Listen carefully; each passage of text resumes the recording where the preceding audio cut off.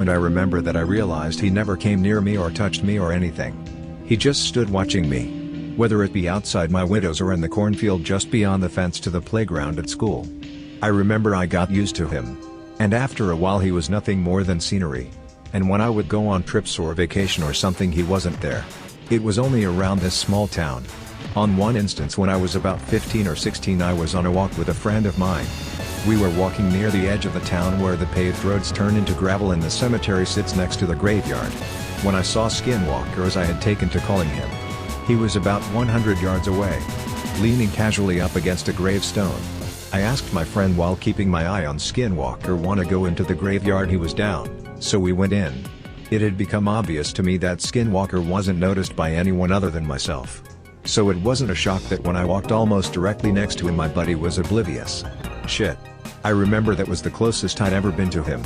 He was so much more detailed this close. His skin. Christ. I'll never forget it. It was almost translucent. He wasn't just pale. He was old. And he was staring directly into my eyes. His eyes. They were green. Not black. I remember. Green with a hint of yellow and brown. I remember he had pretty eyes. But they were so beady and far apart.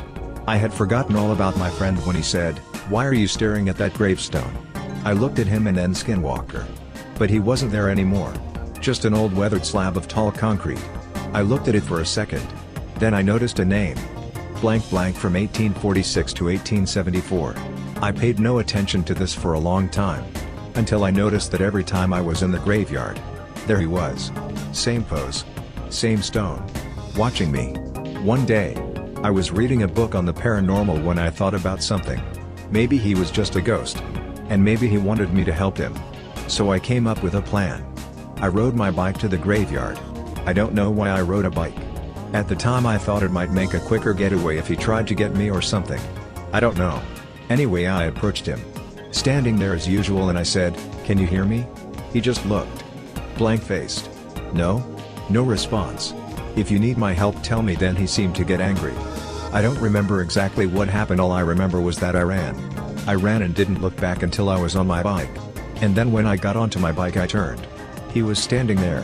Still at the gravestone with one arm stretches out to me. Like he was reaching for me. To come back. Or like he was sorry or something. I don't know. I didn't stick around for much longer to find out. I rode as fast as I could home. And that was the last time I saw him for a while. A few months went by and I started to get really anxious. Avoiding being alone, avoiding going outside after dark. I was so scared I would see him again. But at the same time I felt bad. Like I shouldn't have upset him. I felt sorry for him. I don't know. It's weird but I felt like we were friends. I still feel like we were friends. The first time I saw him again was while I was riding the bus to school. I no longer had to walk to the bus stop though. I was in high school. But I know it was him. He was walking. Or dancing down the sidewalk but it was only a quick glance. He watched me go past him. I knew he knew I was on. And that was it. His appearance became less and less frequent until one night. The last night I've ever seen him. I was 17 years old and my mom had announced we were moving. Things had gotten serious with her boyfriend and we were moving in with him. Our boxes were being packed and the house was on the market. It was about midnight and I was alone in the house as usual. I was drawing in my living room. I had my supplies laid out in front of me and I was going to town on the paper when I saw something move out of the corner of my eye. It was him.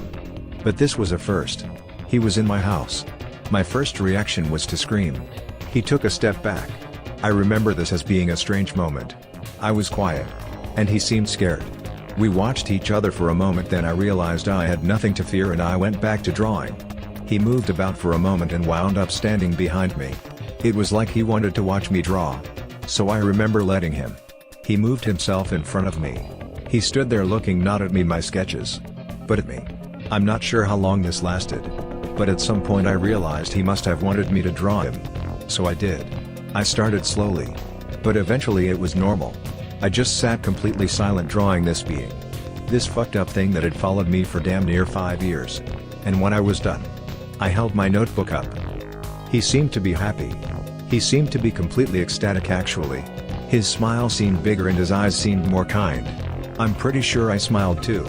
He liked it. I have absolutely no idea how long we stayed that way. But eventually he turned away from me and walked into another room.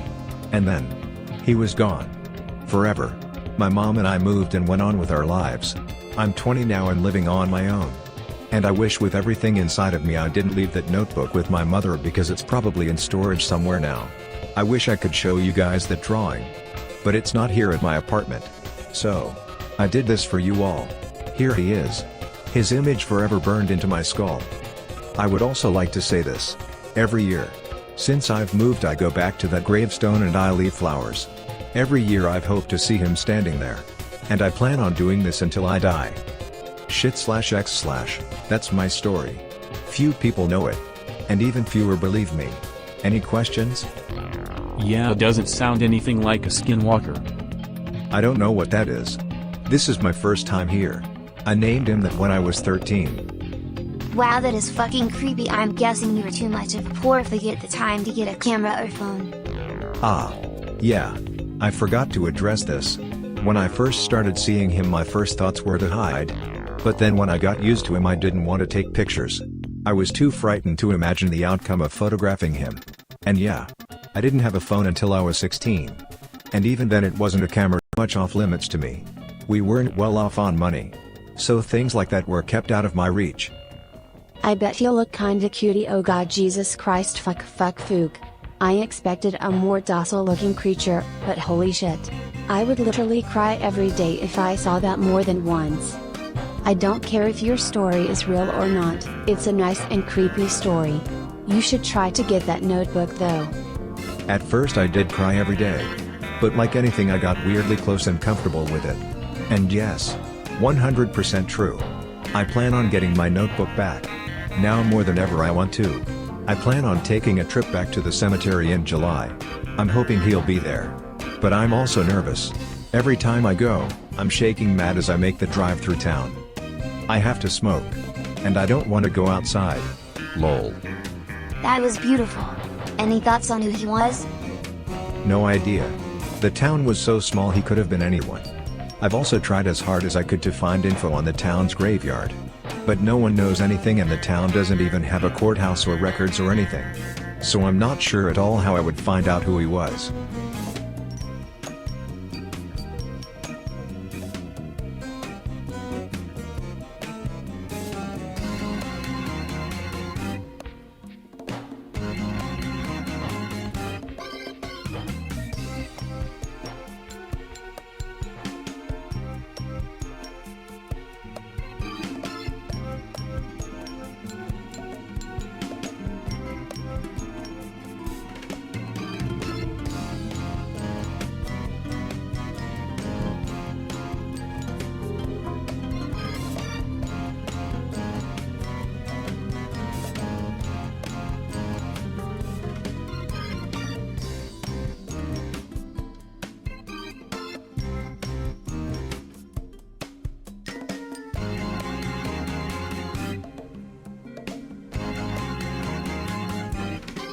Heading into woods on camping trip with college buddies.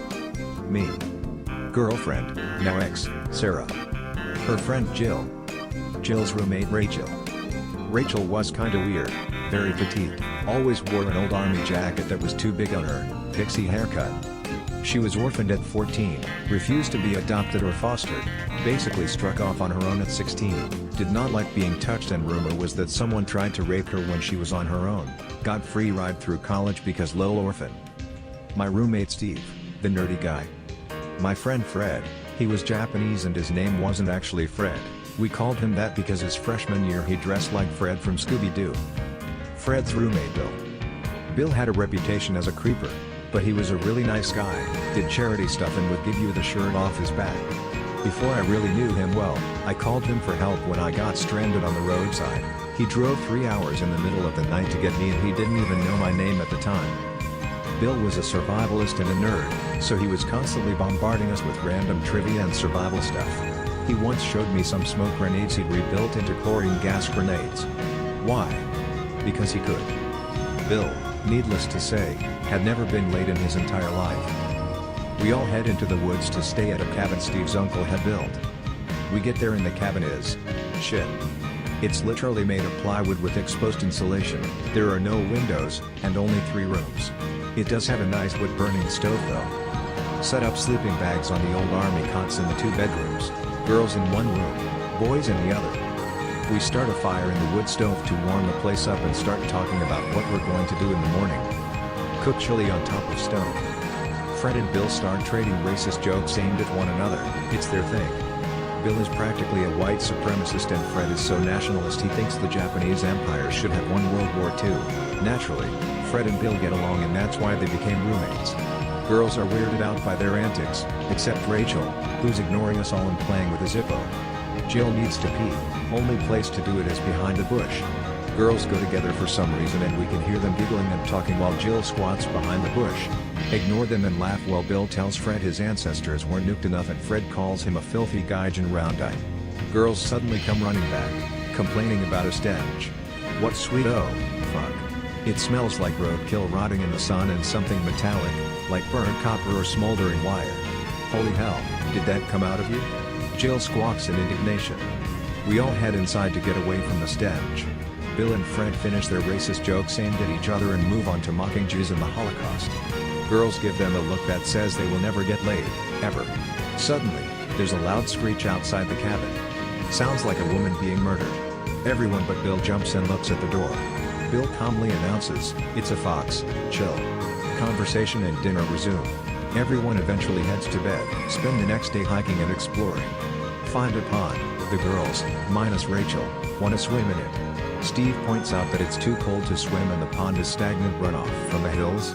Bill suggests blinking and I get out my .22 rifle and we shoot at our empty chili can. Everyone participates, except Rachel, who just sort of stands off to one side playing with her lighter. Bill suggests getting out his full and shooting with it, but the girls don't want to shoot a big gun. He's disappointed. I didn't even know he'd brought it, but this doesn't surprise me. Head back to the cabin to play Risk. Bill and Rachel end up wiping us all out and ending in a stalemate. Night falls, we build a fire in the stove again. Charades.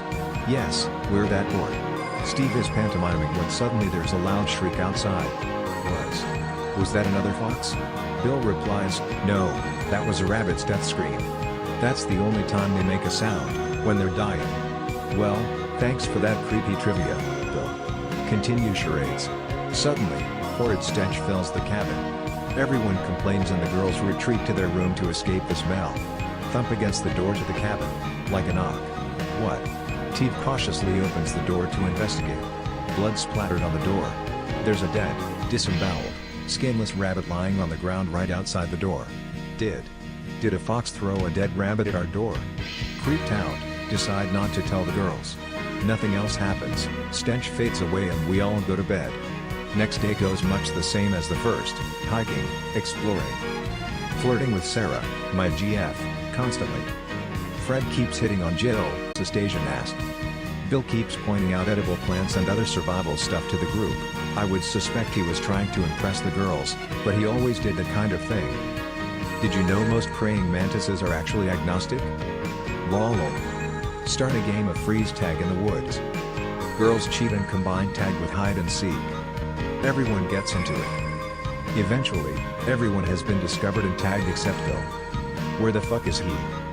Give up and loudly shout for him to come out. Drops out of the tree we were all standing next to, grinning. You sneaky motherfucker. Head back to cabin. Everyone else plays Risk while I make out with Sarah in the back. Suddenly, Steve runs in and I yank my hand out of her bra. Dude, what the hell? What? How did you do that?